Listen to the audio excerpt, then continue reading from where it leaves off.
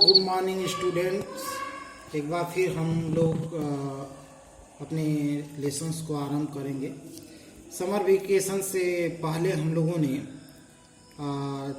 30/5 को वन और वन्य जीव संसाधन भूगोल में हमने चैप्टर 2 पढ़ा था, वन और वन्य जीव संसाधन। इसमें हमने कुछ महत्वपूर्ण शब्द जैसे वन, वन्य जीव, पर्यावरण, पारिस्थितिकी तंत्र और जैव विविधता के बारे में हमने जानकारी प्राप्त की थी। साथ ही साथ हमने भारत में वनस्पति जात और प्राणी जात के बारे में हम लोगों ने बात किया था। तत्पश्चात भारत में कुल वन आवरण की स्थिति क्या है, इसके बारे में हम लोगों ने जानकारी प्राप्त की थी। इसके पश्चात IUCN जो एक संस्था है जिसका पूरा नाम international union for conservation of nature and natural resources ने वन और वन प्राणियों को कितनी भागों में विभक्त किया है, उसके बारे में हम लोगों ने जानकारी प्राप्त की थी अभी तक। आज हम लोग ये जो IUCN नामक संस्था है और उसने जिन भागों में विभक्त किया है उसकी हम विस्तार से जानकारी प्राप्त करेंगे।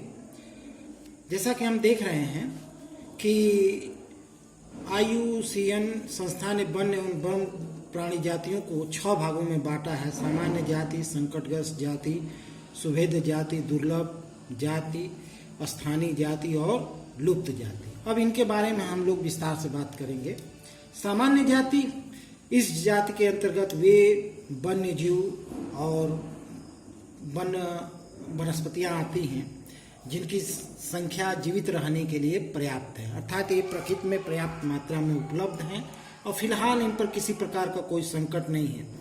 तमाम प्रकार के पशु, गाय, भैंस, भेड़ इत्यादि इसमें शामिल हैं। इसके अलावा जो वनस्पतियां उसमें साल, चीड़, रोडेंट्स, इसके अंतर्गत वे प्राणी आते हैं जो कुतरने का काम करते हैं, जैसे चूहा हुआ, गिलहरी हुआ आदि को इसमें शामिल किया जाता है। संकटग्रस्त जातियां, जिसमें आपको बताया जा रहा है कि वे जातियां हैं जिनके लुप्त होने का खतरा है, अर्थात इसका तात्पर्य यह है कि अगर इनका संरक्षण नहीं किया गया तो भविष्य में ये लुप्त हो जाएंगे। इसमें काला हिरण है, मगरमच्छ है, गैंडा है, शेर पूछ बंदर है, संगाई है, जंगली गधा है। मानवीय शिकार के कारण, अवैध गतिविधियों के कारण इन पशुओं का बड़े पैमाने पर शिकार किया जा रहा है, जिसके कारण इनके अस्तित्व पर खतरा मंडरा रहा है। तीसरा जो है वह सुभेद्य जातियां हैं। इसके अंतर्गत वे जातियां आती हैं जिनकी संख्या लगातार घट रही है, जैसे नील भेड़ हुआ, एशियाई हाथी हुआ, गंगा नदी में पाए जाने वाली डॉल्फिन हुई।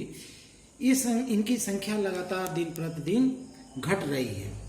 इसके अलावा चौथा जो वर्गीकरण है वह है दुर्लभ जातियां।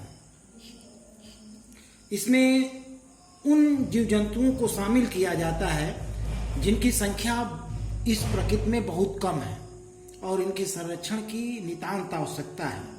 शाही एक इसका उदाहरण है जो लगातार प्रकृति में कम हो रही है। इसके अलावा स्थानीय जातियां, अर्थात इसमें वे जीव जंतु और पेड़ पौधे आते हैं जो किसी स्थान विशेष पर ही पाए जाते हैं, जिसमें अंडमानी टील हुआ, यह अंडमान में पाया जाता है, निकोबारी कबूतर हुआ, अंडमानी सूअर हुआ, अरुणाचल प्रदेश के मिथुन हुए। अर्थात ये ऐसे जीव जंतु हैं जो किसी स्थान विशेष पर ही पाए जाते हैं, अन्य कहीं नहीं पाए जाते हैं। अंतिम आपका आता है लुप्त जातियां। इसमें वे जातियां हैं जो उनके रहने के स्थान पर खोज करने पर अनुपस्थित पाई गई हैं, अर्थात पहले जहां ये पाए जाते थे अब वहां उनकी संख्या 9 के बराबर है या बिल्कुल लुप्त हो गई हैं। इसमें एशियाई चीता, गुलाबी सिर वाली बत्तख आदि प्रमुख हैं।